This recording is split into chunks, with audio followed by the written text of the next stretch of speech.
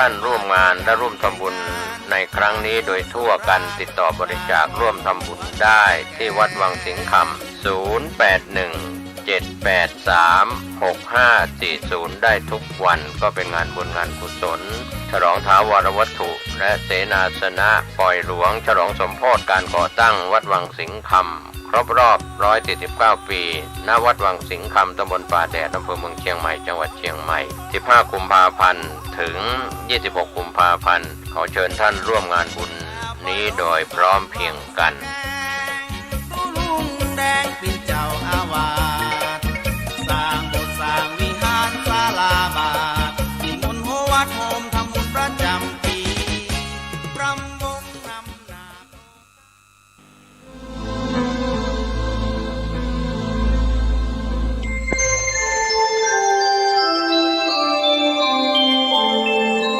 ขณะนี้ท่านกำลังฟังสถานีวิทยุกระจายเสียง FM 104.5 เมกะเฮิรตซ์เสียหายก่อความเจริญในธรรมและความผาสุกทางใจจงได้บังเกิดมีกับพ่อแม่พี่น้องท่านสาธุชนคนดีทุกท่านพร้อมกันนี้ขอยกมือ10 นิ้วกราบอาราธนาเอาคุณพระแก้วเจ้าทั้ง3คุณของพระพุทธเจ้าพระธรรมพระสงฆ์บุญศีลบุญทานที่ได้กระทำปั้มเป่งมาเสื้อบ้านเสื้อเมืองเสื้อวัดเสื้อวาพระสยามเทวาธิราชคุณพ่อคุณแม่คุณครูบาอาจารย์ผู้ประสิทธิ์ประสาทวิชาความรู้สิ่งศักดิ์สิทธิ์ทั้งหลายอันมีพระบรมธาตุเจ้าโดยสุเทพเป็นต้นและครูบาศรีวิจัยขอได้มาปกปักรักษาพ่อแม่พี่น้องลูกเต้าหลานเหลนที่รับฟังรายการเมื่อเจ้านี้ทุกท่านเพื่อเจริญโดยอายุวันนะสุขภละนานแสนนานแด่เทินวันนี้ตุลงได้มีโอกาสเอาธรรมะมาเผยแพร่แจกจ่ายคือท่านทั้งหลายได้ฟังเพื่อเป็นคติเตือนอกเตือนใจก่อนที่เราจะไปทำการทำงานก่อนที่เราจะดำเนินชีวิตคือถูกต้องบ่ฮื้อผิดร้องข้องเถียงกับไผบ่ฮื้อคนอื่นได้เจ็บช้ำน้ำใจบ่ว่าคนนั้นจะเป็นไผเฮาเป็นลูกน้องเปิ้นเจ้านายก็บ่เจ็บช้ำน้ำใจเฮาเป็นเจ้านายเขาลูกน้องก็บ่เจ็บช้ำน้ำใจเป็นผัวเมียก็บ่เดือดร้อนบ่เจ็บใจเป็นเมียผัวก็ฮักก็แปงเป็นลูกพ่อแม่ก็หมายมั่นปั้นมือว่าจะได้เป็นคนดีเป็นพ่อเป็นแม่ลูกเต้าก็จะได้พึ่งพระอาศัยใบบุญของพ่อของแม่ที่ได้ฮื้อกำเนิดมาเป็นพระสงฆ์พระเจ้าพ่อออกแม่ออกก็จะนิยมชมชอบเคารพนับถือฮื้อกินฮื้อตาลเป็นศรัทธาผู้เจ้าพระนายก็จะได้ไว้อกไว้ใจโดยอาศัยธรรมะเป็นเครื่องประพฤติปฏิบัติทางใจแล้วก็จะแสดงออกมาทางวาจาและทางกายอ่อนน้อมอ่อนโยนเป็นคนว่านอนสอนง่ายต่อไปก่อนที่จะได้นำรายการนี้มาดำเนินการต่อไปนั้นขอเชิญชวนพ่อแม่พี่น้องลูกหลานเหลนทั้งหลายไหว้พระเจ้าไหว้พระธรรมไหว้พระสงฆ์ไหว้คุณพ่อคุณแม่เพื่อได้เป็นสิริมงคลกับตัวกับครอบครัวต่อไปว่าพร้อมกับตุลุงตุลุงจะได้ว่าแล้วก็ว่าด้วยกันแล้วเมินเข้าบ่ต้องมีไผสอนแล้วเฮาก็จะได้กำไว้พระเจ้าต้อยกันถึงวันมันก็จะเป็นคนเดียวมันอะระหังสัมมาสัมพุทโธภควาพุทธังภควันตังอภิวาเทมิ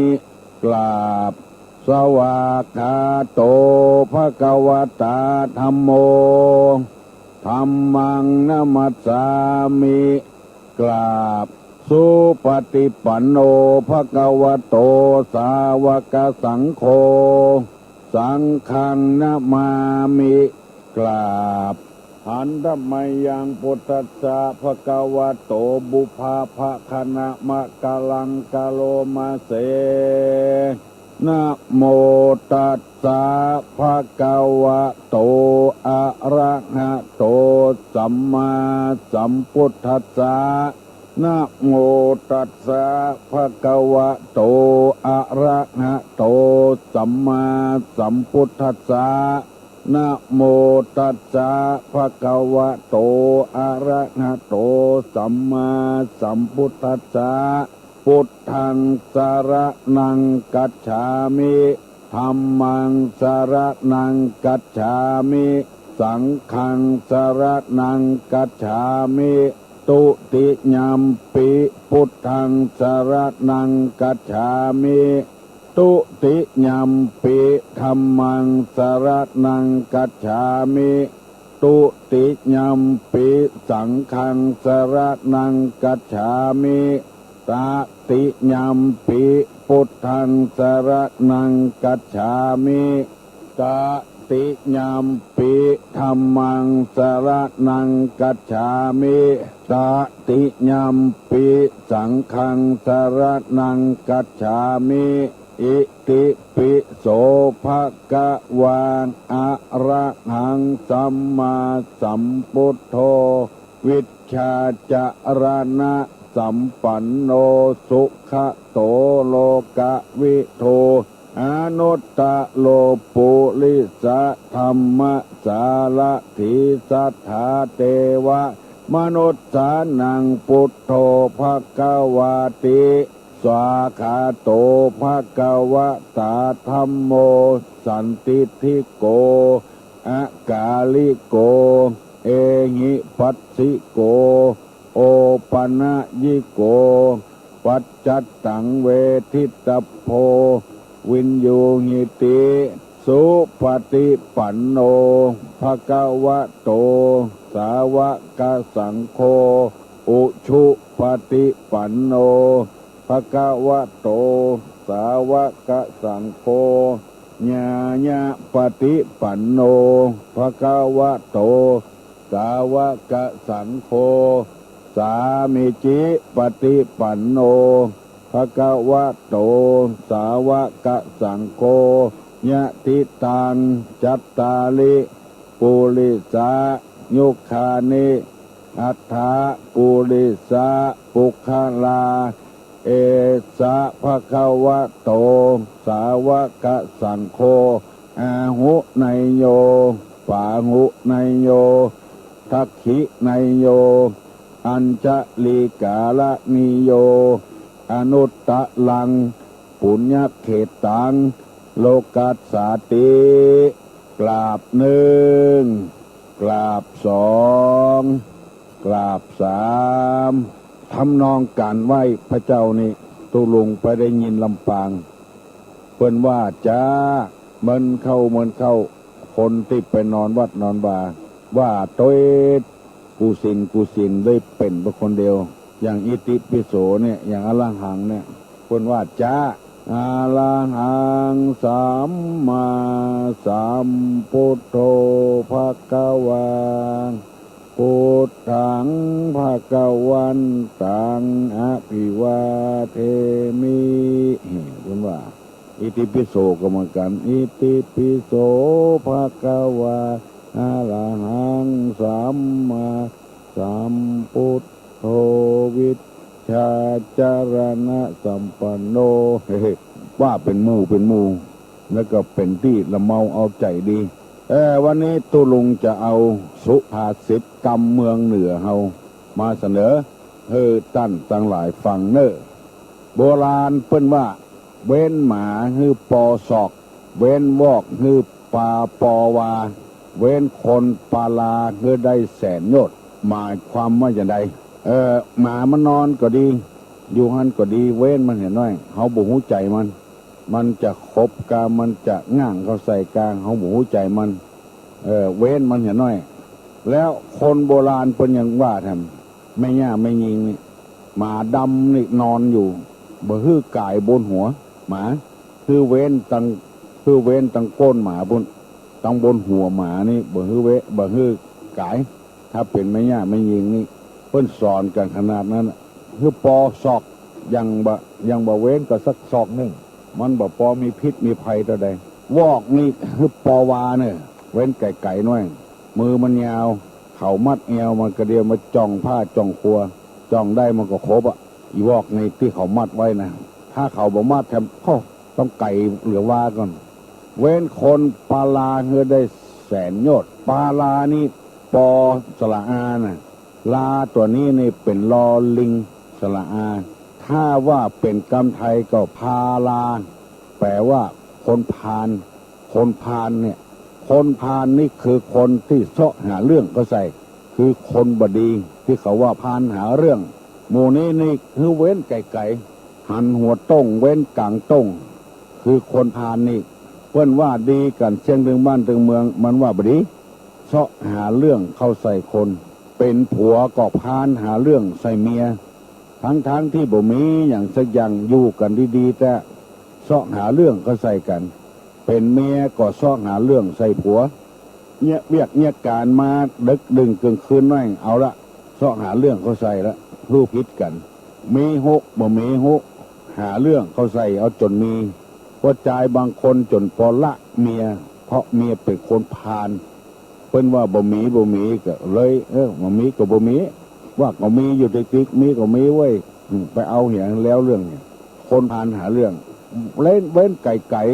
มาหันต่อใดดีต่ออันมันอยู่บ้านเหนือเขาไปอยู่บ้านใต้มันอยู่ตะวันตกเขาไปอยู่ตะวันออกคนพาลหาเรื่องบัดไปต่อสาวยาวความมันว่าอย่างมาก็ดักเถียงมันปิ้นไปปิ้นมาลองสังเกตพอบ้านเมืองอยู่ดีๆแต่พาลหาเรื่องจนได้ผิดน้อยถูกน้อยหน้าที่จะอนุโลมกับกันบัดเดียวนี้ประเทศต่างๆที่จะมาลงทุนในประเทศไทยหงายหน้ากันบอกให้มาลงทุนละที่จะมาสัมพันธ์ไพ่ไมตรีก็บอกให้มาละเพราะบอกไว้ใจบ้านไว้ใจเมืองเพราะมีคนพาลอยู่เสาะหาเรื่องกันอยู่จำไว้เนอะเว้นหมาคือปอศอกเว้นวอกคือปอวาเว้นคนปาลาคือได้แสนยอดวันนี้ตุลุงจะเอาธรรมะมาเสนอคือพี่น้องลูกหลานทั้งหลายได้ฟังอันนี้ถ้าไปฟังแล้วจะชอบอกชอบใจเพราะมันถูกต้องตามนั้นอันนี้เป็นธรรมะในทางพระพุทธศาสนาเปิ้นว่าไว้เขียนไว้ตุลุงไปอ่านเขาใส่แล้วก็เอามาเสนอให้พี่น้องทั้งหลายฟังเพื่อเขาจะได้ระวังตัวไว้ถ้ามันเป็นไปแล้วก็มันจะจ้าลงไป วันนี้เอากรรมที่ว่าโดยบอกควรให้ยืมเงินแก่บุคคล4อย่างคือ4คนนี้มันจะมาออดอ้อนจะใดก็ตามเถอะมันจะทำให้เฮาใจอ่อนใจจางก็ตามเถอะพยายามทำใจแข็งไว้ถ้าเฮามีเงินมีทองให้เขายืมนะบอกควรให้กู้ให้ยืมบุคคล4คนนี้1คนไร้ศีลธรรม2คนที่ประพฤติเสียหายก็ไร้ศีลธรรมเหมือนกันนะ3คนขี้เกียจคร้าน4คนที่ทำกรรมหยาบช้า4คนนี้จะไปฮื้อมันยืมถ้าฮื้อก็ฮื้ออย่าเลยบ่ต้องฮื้อยืมกองทุนเงินล้านที่อยู่ในหมู่บ้านขอฮื้อจำไว้เนอะถ้าบุคคล4คนนี้มายืมจะไปฮื้อยืม1คนไร้ศีลธรรม2คนที่ประพฤติเสียหาย3คนที่เกียจคร้าน4คนที่ทำกรรมหยาบช้าแล้วกรรมเดียวตุลุงจะขอเมตตาเวลาอธิบายบุคคล4จำพวกนี้ให้ฟังถ้ามันมาขอยืมปันเพื่อมันไปอย่าง500บ่ต้องเพื่อยืมส่งเคราะห์มันไปอย่างขอยืม100เพื่อไปอย่าง20กะ50 บาทกะ คือมันไปเหตุเตอะตัดอกตัดใจไปอย่างถ้าเราตัดอกตัดใจเหตุต้นหัวทีแล้วเราจะบ่เดือดร้อนเราจะบ่เป็นสัทธลูกับกันคือหมดอกหมดใจไปเนี่ยบุคคลที่ว่านี้หมายถึงคนที่บ่ใจพี่ใจน้องมิตรแก้วสหายคำกับเฮาบุคคลนี่มันตึงมีอยู่บ่ได้บ่หันหน้าหันตาสักเตื้อพอต้องการมาแป่งหน้าน้อยตาน้อยถ้าบ่ได้นี่ก็ตึงบ่มีที่เพิ่งพระอาศัยละลูกก็จะบ่ได้เหียนละตัดอนาคตของลูกหมดเอามาอ้าง108,900เข้าก็บ่ได้กินเมียก็อยู่โรงพยาบาลสะปะสะปืนอ้างไปเลยเอาฮื้อมันไปอย่าไปฮื้อมันยืมถ้ายืมแล้วมันจะเป็นสัทธลูกันแล้วเฮาก็เป็นบาปในใจคนไร้ศีลธรรมนี่สังเกตพอเถอะอันยังปะหน้าปะตามันเอาหมดบ่มีมนุษยธรรมศีล5ข้อนี่บ่เหลือสักข้อเอาหมดเบียดเบียนสิ่งสารสัตว์ฆ่าสัตว์ตัดชีวิตอย่างน้อยๆก็เอาไก่ไปจนกันเนี่ยฮื้อเปิ้นเจ็บโพยถ้าไก่การมาก็เนี่ยฮื้อไก่กกคอไก่ก็มีเคยได้ยินมาแล้วหมูเนี่ยไร้ศีลไร้ธรรมด่าพ่อได้ด่าแม่ได้เล่าขวัญพี่น้องของตัวได้บ่ถูกบ่ลงกันอย่างอี้ชื่อว่าคนบ่มีศีลบ่มีธรรมไร้ศีลธรรมลูกในท้องในไส้ก็บ่พอบ่กอยบ่เข้าวัดบ่เข้าวายังบ่พอกินเหล้าเมายาเหี่ยวไม่ย่าไม่ยิงเล่นการพนันแอวเมื่อคืนหมู่นี้ไร้ศีลธรรมหมดมีเต้าใดก็จะไปฮื้อมันยืมถ้าว่ายังมีเมตตาธรรมอยู่ก็ฮื้อมันไปอันนี้ฮ้องกันว่าคนไร้ศีลธรรมนี่จะไปฮื้อยืมสตางค์จำไว้ไผก็ตามเถอะที่ตู้ลงนำมาเสนอนี่บ่ใช่ฮื้อตัดพี่ตัดน้องตัดเพื่อนตัดฝูงบ่ใช่เฮาจะบ่ได้เสียใจบางทีไปวัดไปวาก็บ่ได้ไปละได้ยินข่าวว่ามันไปเฮาเป็นเจ้าหนี้แต่ไปบ่ได้ขี้ค้านหันเมื่อหัวทีนี่อู้เป็นอย่างเมื่อลูนมานี่อู้เป็นอย่างเตื้อจะไปปล่อยไปลามตัวกันบ่ไปละขี้ค้านหันมันยืมแล้วมันมาซ้ายเฮาบางทีหูข่าวเจ้าหนี้ไปเฮาก็บ่ได้ไปละเฮาเป็นลูกหนี้เปิ้นไปซ้ายเปิ้นการม่วนการงานก็เป็นบ่ม่วนบ่งานไปเหี่ยอันนี้คนไร้ศีลธรรมกำเดียวตู้ลุงจะนำมาถาม2คนที่ประพฤติเสียหายขายของพ่อของแม่แล้วบ่มีเงินก็ล่นไปยืมของเปิ้นอันนี้ประพฤติเสียหายมีประวัติเคยถูกคอกถูกขังเคยหนีออกจากบ้านจากจองเจ้าบ้านเจ้าจองบ่พอใจอันนี้เรียกว่าประพฤติเสียหายตั้งกายก็เสียหายตั้งปากก็เสียหายจิตใจก็ต่ำทรามอันนี้จะไปฮื้อยืมเงินยืมแล้วบ่ได้คืนจะอย่างใดก็ตามจะทำสัญญาอย่างใดก็ตามฟ้องมันก็บ่รู้จะฟ้องเอาหยังเอาไปติดคอกเหี่ยก็ทรมานเหี่ยบ่ได้ตัดไฟเหี่ยต้นลมเอาฮื้อมันบ่ได้ไปเหี่ย3คนขี้คร้านคนขี้คร้านคือคนจังใดบอดต้องถามก็ตึงหูกันประตกประเสียงตะวันบ่เกิงฟ้ายังบ่ลุกเตื้อล่าบ่ล่าด่าเหี้ยวตัวเก่าเปิ้นลูกเจ้ามันลูกฝ่ายให้เหี้ยวเมื่อเจ้าที่ค้านลูกบ่ลูกก็บ่ได้จะเหี้ยวใส่ที่นอนด่าเหี้ยวตัวเก่าเหี้ยววอกเหี้ยวจันหมาจะลูกฝ่ายบ่ได้แกล้งหาว่าเหี้ยวแกล้งมันขี้เมื่อเจ้าก็ด่าขี้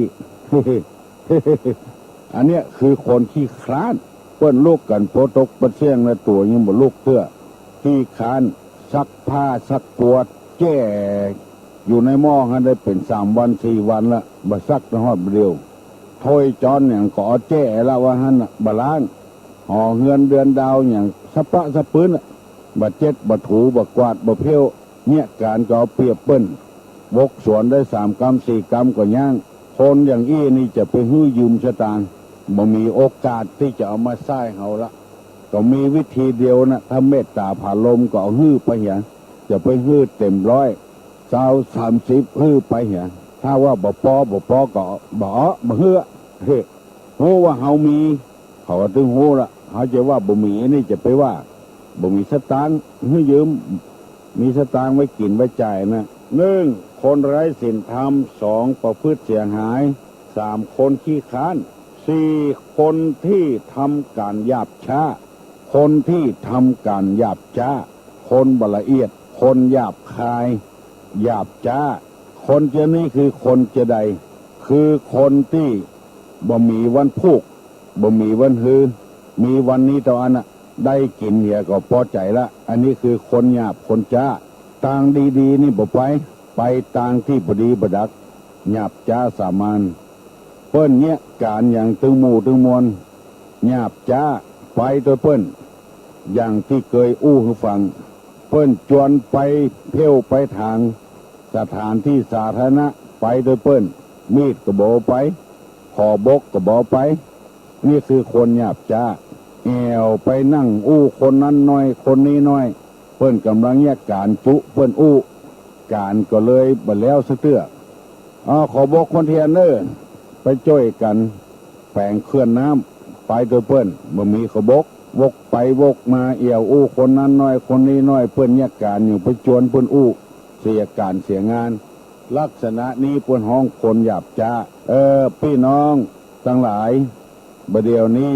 เกือบ6 โมงเกินแล้วเนอะไผ่ที่ยังบ่ลุกก็ลุกเนอะวันนี้เป็นวันเสาร์ข้าราชการบ้านเมือง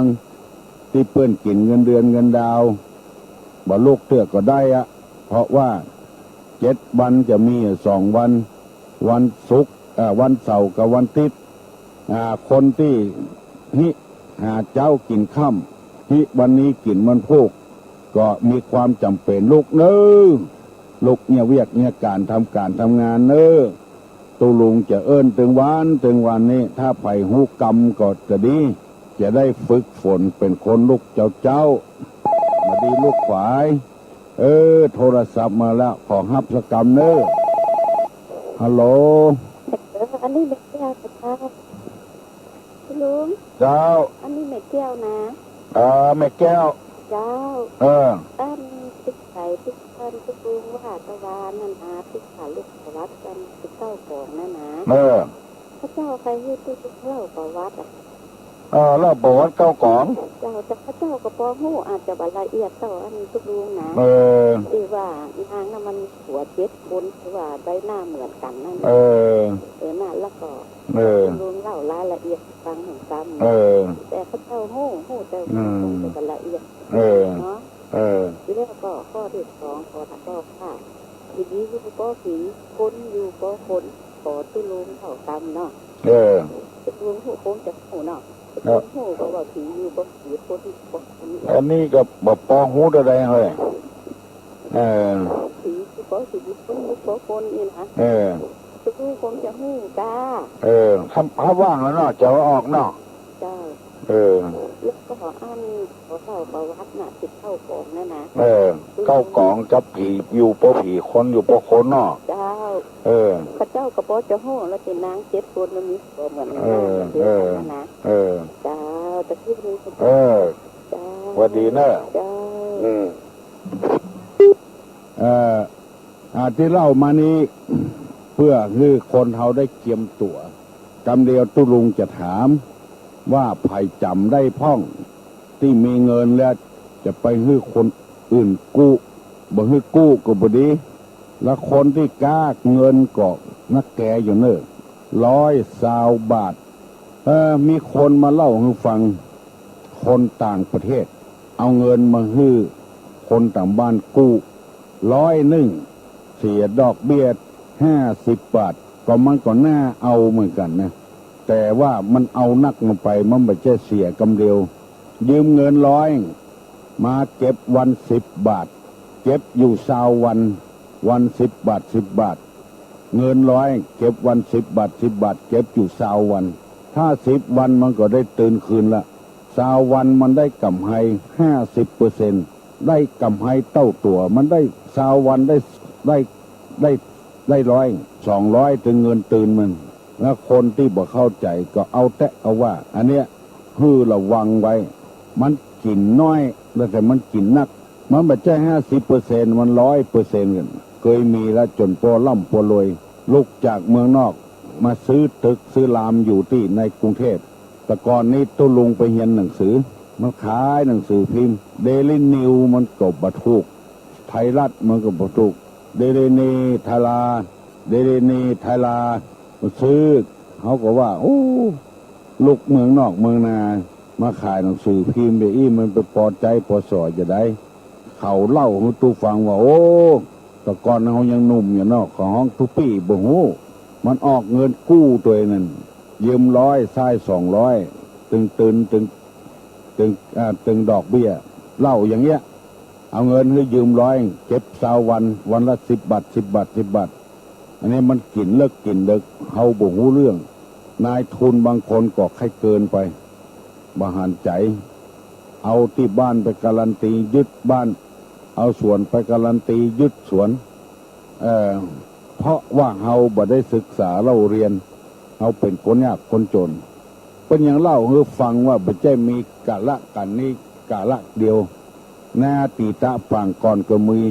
นาจิ้นส้มนาไส้อั่วนาจิ้นทอดคือหมายความว่าจะได้ให้แปะจิ้นส้มเพิ่นมากินแต่น้อยเมินเข้ามาเข้าเปิ้นถามบ่มีเงินให้เปิ้นเอานาให้เปิ้นเนี่ยนาจิ้นส้มเพราะคนบ่ฮู้บ่รู้ตุลงมาแนะนำให้ฟังก็เพื่อให้พี่น้องทั้งหลายได้มีความเข้าใจเอาจะถามแล้วเนอะสมมติว่าเฮามีเงินเปิ้นมาขอยืมเฮาบ่ให้ยืมก็บ่ได้อินดูเปิ้นคนที่บ่ควรให้ยืมเงินเนี่ยมีกี่คนไผได้ลองโทรมาตอบผู้ลุงลอง1211058ฮัลโหลว่าเจ้าลุงเจ้าก่อนตอบปัญหาตู้ลุงใหญ่ก่อนตอบปัญหานี่ก็คือนี่น้องได้ฟังเที่ยธรรมะบรรยายของตู้ลุงเตียน96จ้ะของพุทธศาสนาเรื่องปตาจลาโอ้เรื่องนั้นเศร้าขนาดเลยเรื่องเศร้าขนาดเอาคนแค่หัวก็ได้คนเศร้าก็ได้เนาะเรื่องนั้นเศร้าต้องมีการสวดเบิกนี่เราเคยฟังสวดเบิกต้องมันได้ยินแต่โอ้บารมีต้องอบรมสงฆ์โพธิพระพุทธรูปก่อนมาได้ยินเหตุการณ์นี่ค่ะโทรศัพท์วันนี้รู้เหมือนเพิ่นจะออกถึงวันนะค่ะออกถึงวันเมื่อตุลุงเป็น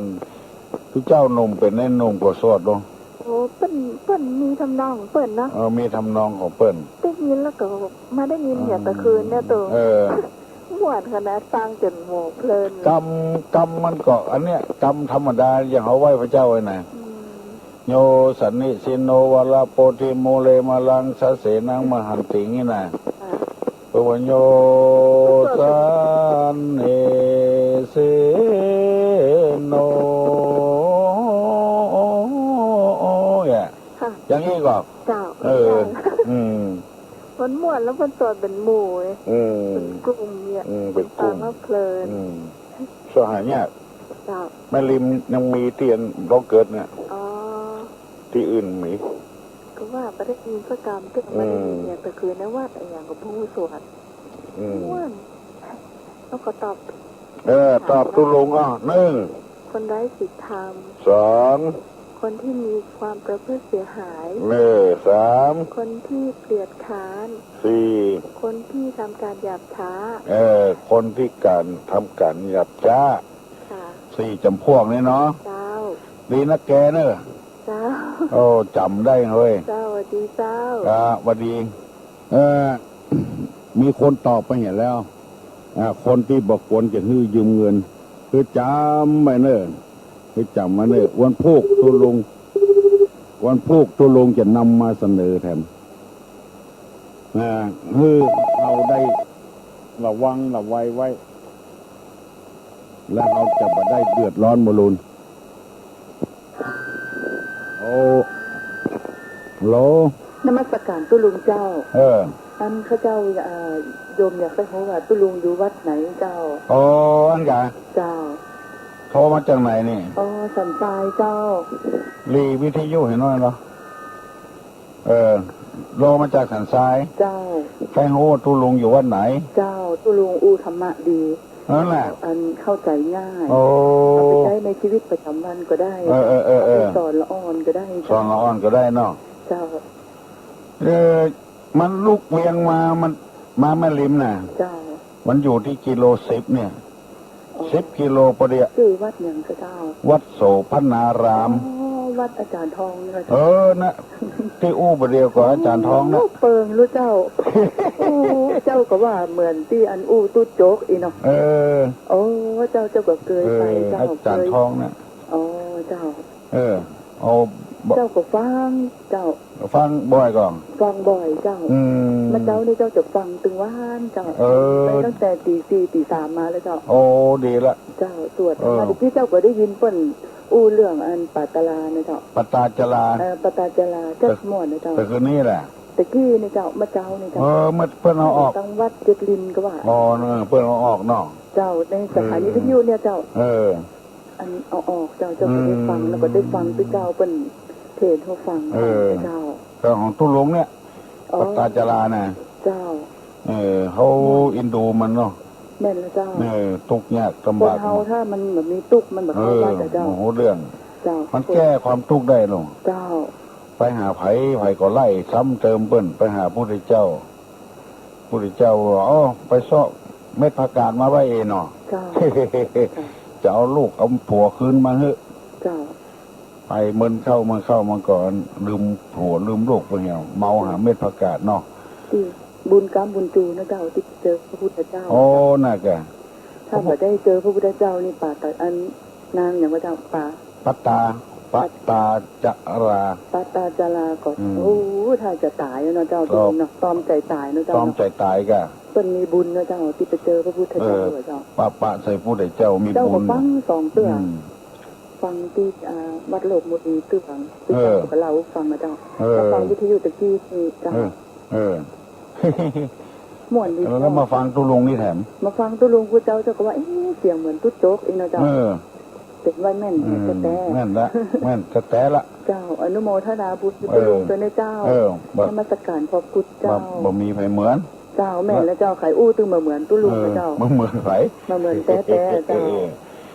ก็เลยออกกูเจ้านี่เจ้าก็ฟังกูเจ้าเจ้าได้เป็นปีวุ่นนะยันดีเนอะเจ้านมัสการขอบคุณอยู่สันทรายเจ้าสันทรายเนาะเจ้าสันทรายสันต้นเปาเจ้าอ๋อพ้นใหญ่เจ้าเขาเจ้าเป็นครูเจ้าอ๋อเป็นครูเจ้า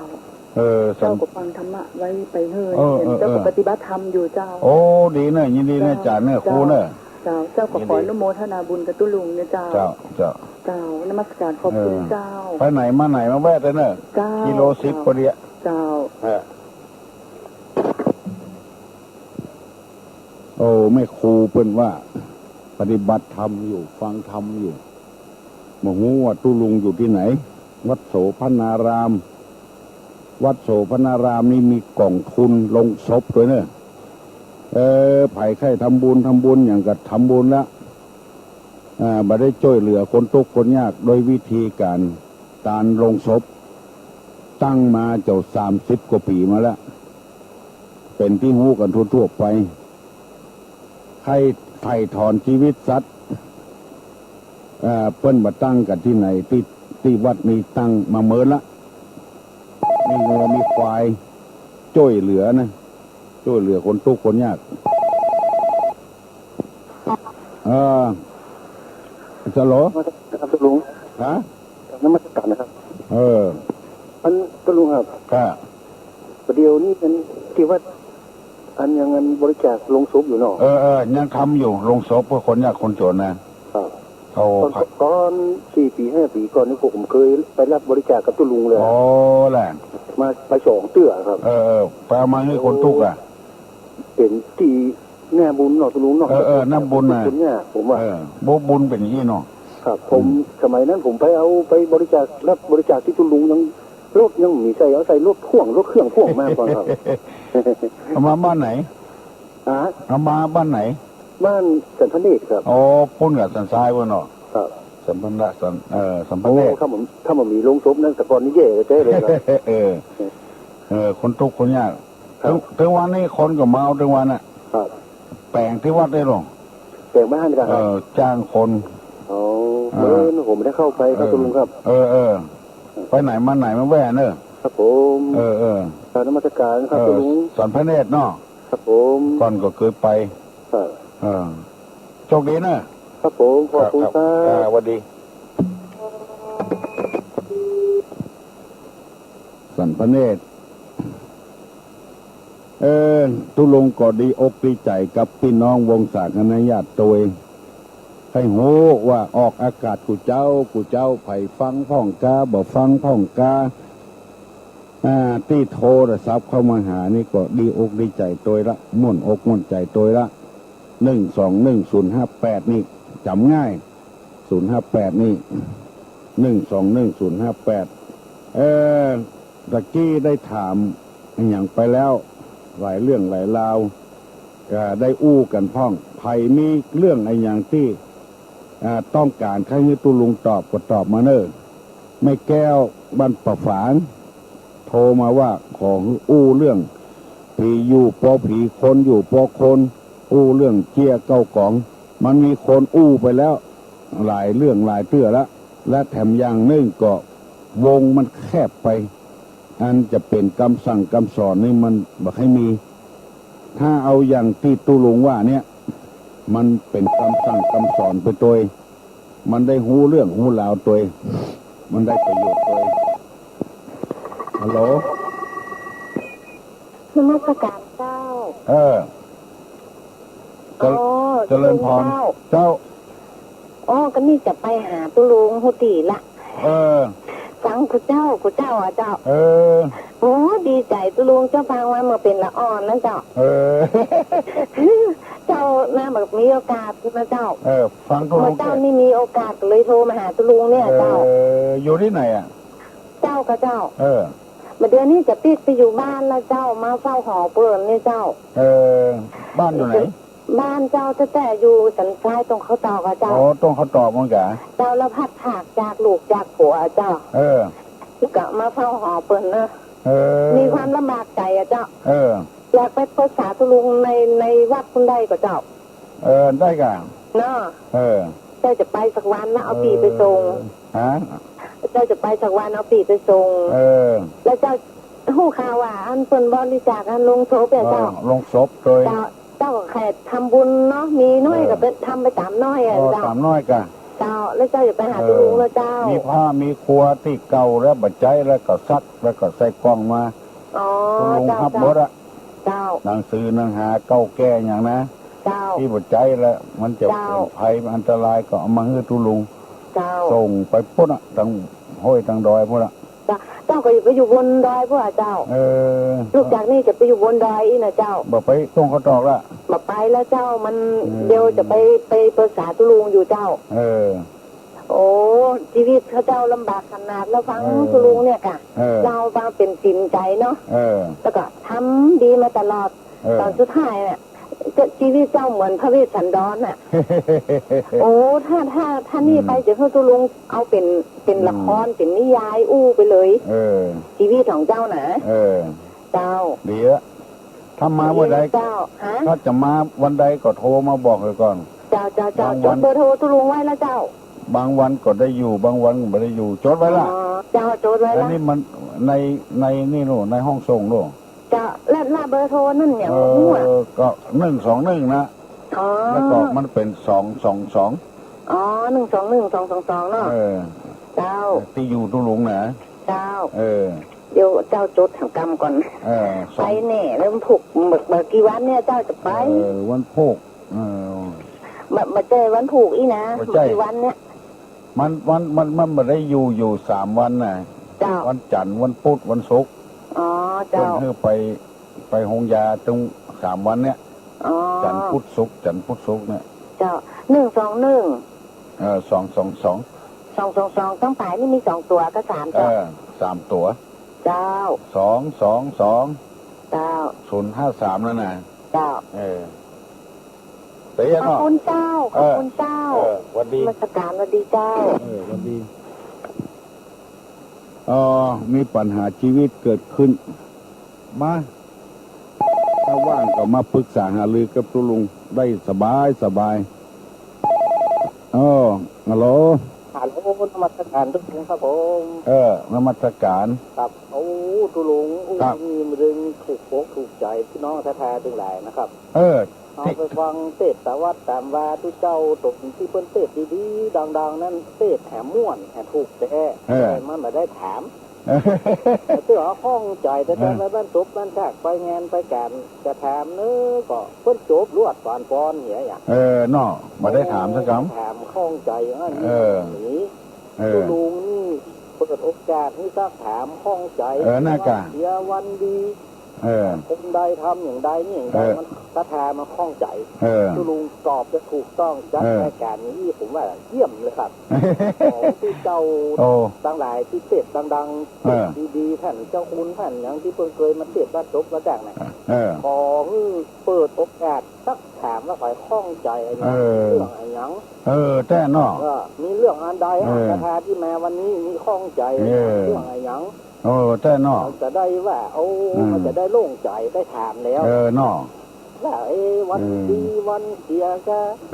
จะแต่งงานจะยึดอย่างมันบดีจะทำอะไรที่มันจะบดีทำบุญอย่างใดจะได้บุญมันจะได้ถูกใจเนาะกับมันถูกใจอันนี้ก็พอพระเดชพระคุณทุกท่านนะครับที่เทศงานจบงานแท้จบแล้วป่านปอนแล้วจะไปฟังบางโสนนี่พดโทษถูกไหมเด้อครับ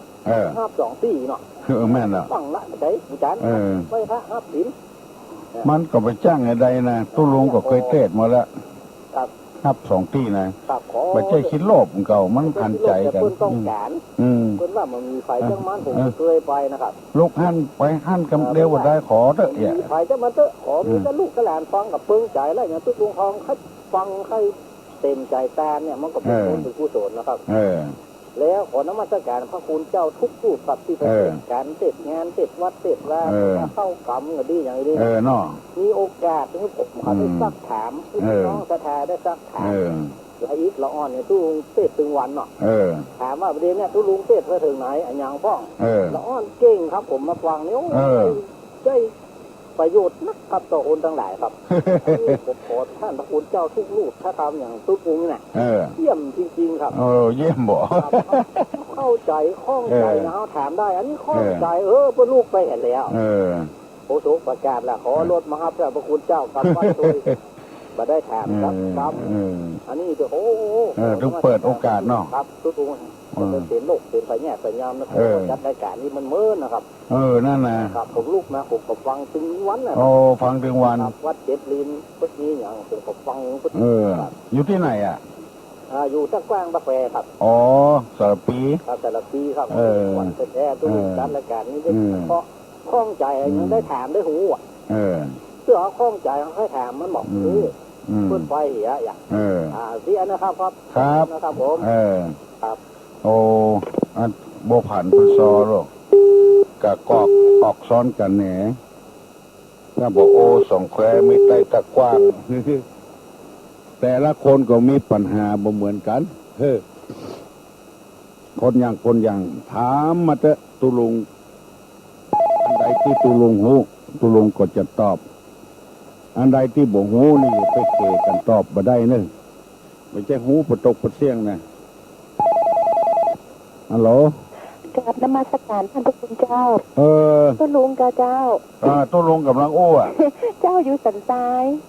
แต่ฟังตุลุงมาเจ้าเกือบเป็นวันน่ะมาก่อนน่าจะเห็นตุลุงเทศม้วนน่ะตุลุงแต่สบายเป็นเมินเนาะถ้าไปฟังตุลุงวัดเองอย่างก็เจ้าตอนนั้นตุลุงไปเทศสัญจรนะเจ้าเขาจะได้กันว่าตุลุงบ่สบายหายได้เราหายดีละไอ้เรามันดีแต่เจ้ามันดีแต่ก็ยังดีไปเทศได้แต่ขึ้นธรรมะได้เจ้ามันมีวิญญาณนะวิญญาณอู้นะได้ขึ้นเทศแล้วตุลุงก็เหมือนเก่านั่นเนาะเหมือนเก่านะเจ้าเมื่อคืนนี้ไผ่ตุลุงกับเจ้าเทศตุโจกับเจ้าเปิ้นเอาถ่ายทอดกันเจ้าถ่ายทอดเจ้าตุลุงเวลาเทศแล้วเสียงตุลุงอย่างเก่าเลยเนาะมันใช่เสียงเก่ามัน อันที่นั่นก็เพิ่นเทปอย่างเพิ่นเอาเทปไปออกเสียงเก่านะเจ้าเมื่อคืนนี้นะเจ้าเสียงใหม่ฟังว่ามันตุ้ลุงหนีเนาะเนี่ยตุ้ลุงเจ้าไปถามตุ้ลุงสักคำตุ้ลุงคือคำตอบเจ้าได้กับเจ้าได้อ่ะถามมาเถอะท่านเจ้านะเมื่อคืนนะทำวัดเมื่อคืนกูคืนอ่ะทำวัดกูคืนทำวัดตัวแล้วเจ้าก่อนมาเจ้าไม่ได้ทำวัดเจ้าถ้าใกล้วันเกิดเนาะโอ้วันเกิดเจ้าป้าจะลืมไปน่าจะไปวัดตุ้ลุงเจ้าไปทำบุญไปในวิธีต่างๆอย่างเนาะน่าจะไปทำหลวงศพเคยไปครั้งหนึ่งละวัดตุ้ลุงอ่ะเคยมาเจ้าไปเจ้าวัดสุภารามนะเจ้าอันถ้าใกล้วันเกิดเจ้าเนี่ยเจ้าจะเอาดอกไม้ถูกเทียนนั่งหน้าพระเจ้าเอาผ้าขาวมาปูหนุ่มสลาเรียบร้อยนะเจิญเนี่ยสิ่งสำคัญต่อแม่เฮาพระพุทธพระธรรมพระสงฆ์เนี่ยปุจาเนาะปุจาเนาะแล้วเจ้าก็ท่องเนี่ยท่องเป็นอุตสาหะอย่างว่าจะไปโยโสอรหังไงนะกำขึ้นต้นเนี่ยเนาะนมัสการเนี่ยเจ้ากำมัสการมาราธนาใจอย่างเนี่ยเจ้าทับศีลกำมัสตัวเจ้ากำมัสของหลายฉบับก็เถอะดีละเสร็จแล้วเจ้าจะท่องไปแล้วเจ้าจะท่องพระกันไตรปิฎกอ่ะโอ้ดีกันเป็นจะได้ท่องเจ้าพระกันไตรเนี่ยโอ้ไตรปิฎกนี่ยอดเยี่ยมเลย50 วันอ่ะพระเจ้าอายุ50 ปีนี้เนาะ50 วันที่เจ้าอยู่หน้าพระเจ้านะวันไข้ไหวแล้วดอกก็หินแล้วเนาะนั่นเดี๋ยวนี้เจ้าจะมาอยู่ที่นอนแล้วก็ทำวัดพระเจ้ากับจะท่องชิ้นละบัญชรท่องพระไตรท่องโดยแบบมีดอกอีได้ก็เจ้าโอ้ได้กะต้นว่าพระกันไตรนี่มันเป็นสิ่งสำคัญต้องมีดอกนี่หรอเป็นยังน้ำเดือนนี้ว่าเจลินเจ้าเป็นทรงหนังสือคือเจ้าหนังสือของวัดดอยสุเทพเป็นหนังสือเพราะว่ากรรมฐานบ้านเจ้ากับของหนังสือมันเหมือนกันได้ฟังกรรมฐานของเปิดมันแรงมันเหมือนที่บ้านเจ้านะเปิดกระทรงคือเนาะถ้าเป็นมีวันน่ะตุลุงเจ้าแต่ว่าวัน4 ค่ำ5 ค่ำเฮือท่องตามหนังสือเมื่อคืนนี้เราไปคืนแรกละ4 ค่ำมีทำอย่างเจ้ากระสินจำขยุ่งเหมือนกันนะอายุ50นี่กลัวจะท่องได้ตุลุงยังกินจีนี่ได้เป็นเดือนเลยที่เราตอนนี้นะมูนี่เจ้าท่องได้ละที่ในบรรจรเนี่ยได้โดยที่หลายปีแล้วเจ้าเป็นไทยเป็นเมืองเจ้าเป็นเมืองเนี่ยกับเจ้าแล้วก็สนากระตายเลยแล้วท่องกำแปดตัวท่องกำแปดตัวเจ้าทำมาเจ้ากระท่องกำแปดตัวเจ้าเก่งแต่ตุลุงก่อนเมื่อคืนบรรลับบรรนอนตุลุงเจ้าตี 1 ตี 2เมื่อเจ้าก็ฟังตุลุงแหมฟัง6ฟัง5ฟัง100ฟังอันนั้นบ่นสาระนักฟังอยู่คนเดียวจะเป็นผีบ้าธรรมะเหมือนกันนะเปิดเป็นจะฟังตุลุงตอบปัญหาถึงละอ่อนเนี่ยน้องเมย์น้องอะไรอย่างเนี่ยวันนี้ก็ใจได้ว่าเฮาจะเนี่ยคิดก็หาท่องอะไรอย่างสปะสเปดน่าไปอย่าก้าไปเป็นยังเจ้าท่องจะได้ดีอันน่ะชั่วโมงไป2 ชั่วโมงเนี่ยดีกันมันทำให้ใจสงบสักวันเจ้าจะไปวัดตุลุงนะเจ้าไปเถอะถ้าเจ้าไปเจ้าจะโทรไปก่อนเจ้าใครปาตุลุงใครไปจะใครไปปาตุลุงเนี่ยอย่างใครไปกราบเอาบุญกุศลให้พวกเราไปกับไผ่ก็ถึงมากันลูกอันหอมโฮงสดนี่หอมตัวใดก็ได้มันก็ตัวใดก็ได้3 บาท4 บาท5 บาท10 บาทเจ้าจะไปทำบุญหลายคนปล่อยสัตว์เนี่ยเจ้าหลายคนมาเปาะกันเจ้าเจ้าจะไปถ้าจะไปเจ้าจะโทรไปก่อนเพราะว่าไปปาตุลุงเจ้าเอาอย่างไปถวายเนาะตามใจได้ว่าตุลุงมีตัวเจ้ากี่คนหาถูกไหมตัวเจ้าบัดเดียวนี้เหลืออยู่20องค์ถ้าจะไปมันแรงเอาน้ำเต้าหู้ไปอีได้มันก็เจ้าน้ำเต้าหู้ตามใจได้จะได้นะก็เจ้าบ่คิดศีลบ่คิดหยังเนาะไปสัก5 โมงอย่างนี้นะเจ้า5 โมง6 โมงเนี่ยเพราะว่าเปิ้นขายยามนี้เจ้าเจ้าได้กะเจ้าเอากระน้ำมาเนอะเอาปลาต้องโกบ่เท่ามาเนอะเจ้ามันมีเครื่องมันตัวเราตุลุงเครื่องมันมีลูกเดยลูกอย่างเม็ดตัวอันนั้นเอากระน้ำเจ้าของเกี้ยวนี่บายแล้วบ่ได้ละตายไปพูดเพื่อสันคนเอามาถวายนะก็บ่ได้บุญคนถวายเอากระน้ำอย่างเดียวน้ำอย่างเดียวถ้าไปเมื่อไงก็ไปพวมเพนอีเนาะพวมเพนไปพวมเพนไปพวมเพนนี่ก็ได้เจ้าวันนี้มีใจโทรมาหาสักคำแล้วมันท่องนี่มันพิษวิธีกับบัดใจถูดบัดใจเตียนเนี่ยมันบัดใครไหวแล้วเนาะเป็นยังใจก็ทูบเตียนมันเรียกว่าอามิสบูชาบูชาด้วยสิ่งของเจ้าก็ถามนะเจ้าโทรไปวัดเจ็ดลิ้นห้องเมื่อก่อนจะไปวัดโมโหบุรีเจ้าก็เคยไปไปเถอะวัด ไปวัดเจ้าคุณดอยสุเทพเลยเพิ่นลงมาสร้างเจ้ามันเดี๋ยวนี้จะสร้างในวัดอ่ะอยู่คนเดียวตุลุงพ่อแม่เสียมดอยู่กับหมา2 ตัวเจ้าพ่อแบบที่คิดตุลุงเหมือนสบายตัวเจ้าแบบสบายตั้งนี่ว่ามันมีไผอยู่คนเดียวถึงหมาบ้านก็กว้างเห็นหรอเนี่ยเพิ่นว่ามีธรรมะนี่นะตุลุงหลายปีตั้งแม่ตายมาเมื่ออายุ20ปลายเจ้าก็ว่าอายุ20ปลายเจ้าตายเด้อตายแต่ก็มีธรรมแน่นอนถ้ามีธรรมะนี่ตายจริงว่านี่เพลงยุดหมดเหลือธรรมะนี่ของยังสัปปะของแล้วก็พอกำแปดด้วย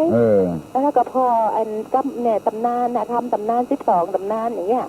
สัปปะเจ้ามงคลเนี่ยผ้าหุงทองกู้คืนคือมงเทวดาทองกู้คืนจะจำได้เกือบหมดละพระหงส์นี่พุทธเจ้าชนะมารเนาะเจ้าแต่ถ้าคาถานั่นนะเจ้านะท้องตุลุงชนะองคุลิมานชนะนางจินจามานวิกาเจ้าท่องระใดดีที่ว่าไปสที่ตุลุงอู้ที่เปิ้นตะกี้ที่ว่าลูกแกตายไปสอบไปสักกาจะฟังมันนับเตือแล้วนั่นน่ะบ้านเจ้านี่มีซีดีนักวันนั้นตู้เจ้าที่หอยให้ลูกกระสงคือเหรอ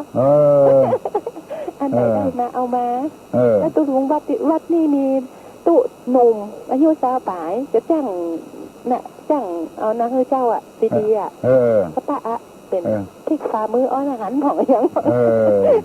กำแพงธรรมจักของแต่เดี๋ยวนี้ได้ของวัดเจดินต้นแบงของวัดดอยสุเทพเพื่อเจ้าอ่ะเล่มไหนอ่ะตุลุงเอาดีพุทธะก็มีสปะในงานน่ะซึ่งเป็นของวัดจ้าเปิ้นแบงเมื่อแล้วเจ้าก็ไปได้ไอ้อย่างเปิ้นกำแล้วตะวันก็จะ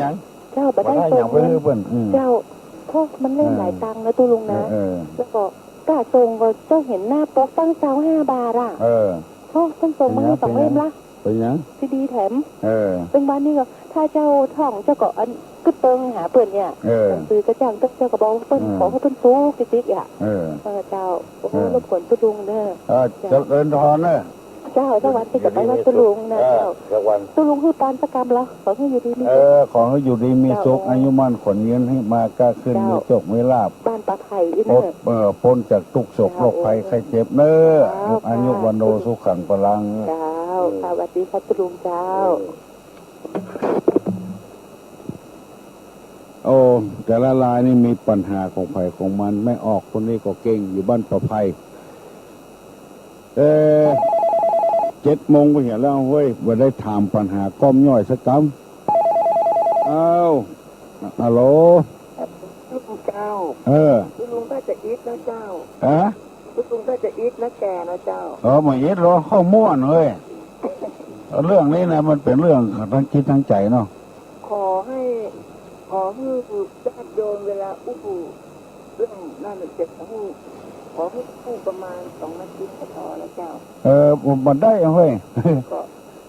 มันได้หลังไม่กับหลวงทุกลุงก็ได้เจ้าต่างคนต่างก็มีปัญหาละอ่อนจะได้ใช้ความสามารถใครว่าเจ้ามันว่าบ่ได้ต้องลงไปคนตามใจเจ้าแต่เจ้าอู้บอกไม่ได้โดมโง่นะเจ้าก็มันอู้ไปก็ม่วนไปถึงๆอ่ะมันเป็นชอบฟังเหมือนกันนะเจ้าฟอกชอบทำฟังเหมือนกันเจ้าสวัสดีเจ้าแต่ละกรรมนี่หูเรื่องนอกเจ้าเข้าใจปัญหาเพิ่นทุกคนนะเจ้าเจริญพรเนอะอู้ไปก็ม่วนไปให้พี่น้องทั้งหลายแต่เดี๋ยวนี้7 โมงไปเห็นแล้วแต่ละคนก็มีเรื่องมีราวชอบในธรรมะธรรมโมตุลุงเปิดใจเปิดโอกาสให้คนได้หู้ได้ฟังโดยหมูยังจะได้ละเวลามันถึงละเขาจะได้ฟังรายการถ่ายทอดจากสถานีวิทยุต่อไปเอาใจกันให้กับน้องฮัลโหลว่าน้ำมันก็แถมทุกลุงครับตอนนี้ผมค่อยถามทุกลุงว่าวันนี้มันเป็นเทพตันโลกเทพตุ๊ดโจ๊กที่มีไข่อยู่ครับมันมีที่ห้องหนังที่พระเนตรมันนะครับมันได้ต่ำกัดเทพกัดอันนี้อันนี้ก็มีอยู่นอกที่ว่าชุดใหม่นั่นนะครับหมูเนอร์มีหมีหมูเนอร์ครับคืออย่างอี้นะตู้ลุงบอกใครยุ่งนี่เนาะครับคือเปิ้นอัดแล้วก็เพื่อเอาไปขายในร้านเหี่ยวัดนี้ถึงมีสักอย่างครับคือมันของนี่มันเป็นผลประโยชน์ไม่เกี่ยวกับเงินกับทอง ครับหัวมันจะยุ่งมาลุงเป็นอาดไปนะครับเนาะเปิ้นอาดไว้แล้วเปิ้นมาขายเปิ้นคนเดียวครับเดี๋ยวว่ามีที่ว่าแต่ผมชอบฟังขนาดครับวันนี้ผมอยู่ลีไปนะครับโทรจากลีไปไหนโอ้โหลีพุ่นครับชัดเจนมากเลยครับครับบ้านยังอ่ะอยู่ไอ้ม่วงสามปีครับอ๋อม่วงสามปีพุ่นครับอยู่ลีพุ่นนะครับลีพุ่นนี่ก็ครับเมื่อก่อนกับเนี่ยผมนุ่มๆก็ตู้ลุงเหมือนว่าแม่ขอโทษครับแม่เทศที่เปี้ยนทำบุญอุโบสถนี่เปี้ยนครับม่วงสามปีนะครับไปกันไปเที่ยวเนาะไปตำลีตำเถินไปครับมาเดี๋ยวนี้ไปไม่ได้ละแก่ละครับเอาละครับเต้ละครับครับธรรมสการครับเข้ามาเวียงไปที่ประเทศนั่นเนอะครับผมมีฮันกูชุดอ่ะครับโชคดีนะเนอะครับผมครับสวัสดีครับขอให้ปากันอยู่ดีมีสุขอายุมั่นขวัญยืนหิมากาขึ้นมีโชคมีลาภวันกันกุคนว่าตัวตุลุงสปีติโยวิวัชชันตุสัพพะโรโควินัสสตุมาเตภวะตวนตาลาโยสุขีทิคายุโกภวะอภิวาทนาสีริสนิจังวุธาปจายโนยตาโลธรรมาวัฏันติอายุวันโนสุขังพลังเสียหาย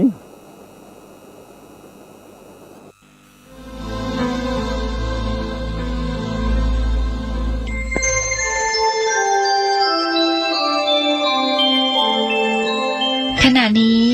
ท่านกำลังฟังสถานีวิทยุกระจายเสียง FM 104.5 เมกะเฮิรตซ์